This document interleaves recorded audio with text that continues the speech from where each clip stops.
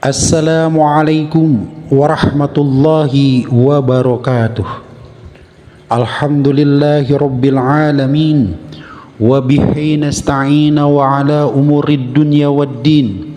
Wassalatu wassalamu ala ashrafil anbiya'i wal mursalin wa ala alihi wa sahbihi ajma'in, amma ba'd. Allahumma salli ala Sayyidina Muhammad wa ala ali Sayyidina Muhammad. Kali ini saya akan menyampaikan tentang proses kelahiran Nabi Isa alaihi salam yang tak pernah terungkap. Bagaimana proses kelahiran Nabi Isa alaihi salam? Yang kita ketahui bahwa beliau lahir tanpa seorang ayah. Informasi ini saya dapat dari orang yang saya percaya dan yakini sebagai Al-Mahdi yang telah menceritakannya. Bagaimana proses kelahirannya? Diislah, berperang, bahkan sampai dibeat menurut beliau. Kelahiran Nabi Isa alaihi salam itu bisa terjadi karena ketentuan dan kehendak Allah. Tapi di dalam pengetahuan Islam, tiap-tiap ketentuan sekalipun yang datang dari Allah itu selalu ada proses yang menyertainya dan tidak terjadi dengan sendirinya. Sebenarnya proses diawali ketika ibu dari ibunya Maryam hamil atau sedang mengandung Maryam.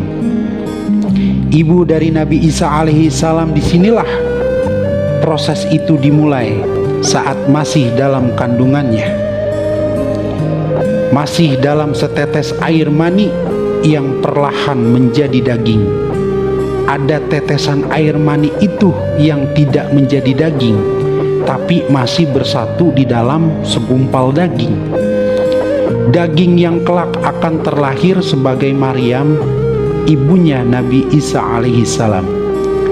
Hal ini sebenarnya proses kelahiran bayi kembar, tapi karena tetesan air mani itu tergumpal di dalam daging, maka tidak bisa membentuk dua jabang bayi.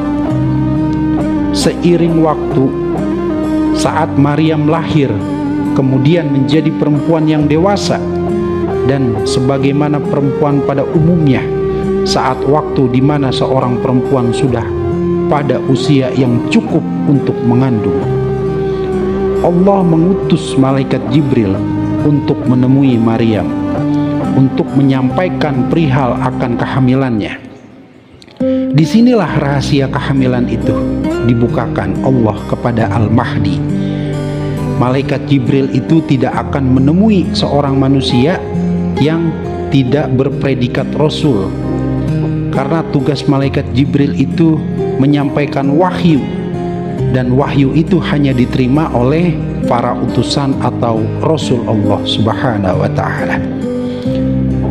Kecuali umat Rasulullah yang akan ditemuinya, itu pun hanya terjadi pada malam Lailatul Qadar di setiap bulan Ramadan. Lalu apa alasan malaikat Jibril menemui Maryam? Dan alasan apa Allah mengutus Jibril menemui Maryam yang jelas-jelas bukan seorang Rasul, bukan umat Nabi Muhammad SAW, bahkan hanya seorang perempuan? Sesungguhnya Allah tidak pernah melanggar ketentuan-ketentuan yang telah Dia tetapkan. Maryam walaupun bukan seorang Rasul, bukan umat Nabi Muhammad SAW, bahkan walau hanya seorang perempuan, tapi di dirinya, di dalam rahimnya ada setetes air mani yang sudah Allah persiapkan dan takdirkan saat kelahirannya akan menjadi seorang Rasul. Di mana setetes air mani itu hanya menunggu waktu saja untuk menjadi daging, lalu menjadi jabang bayi nantinya, hingga sampai waktunya rahim Maryam sudah mencapai umur yang cukup untuk mengandung. Maka setelah ditemui malaikat Jibril, Maryam mulai mengalami proses kehamilan, lalu melahirkan seorang Rasul yang kita kenal dengan Nabi Isa alaihi salam. Mungkin hanya info yang biasa saya sampaikan, mungkin hanya info yang bisa saya sampaikan yang bersumber dari Al-Mahdi sebagai pembawa risalah di akhir zaman.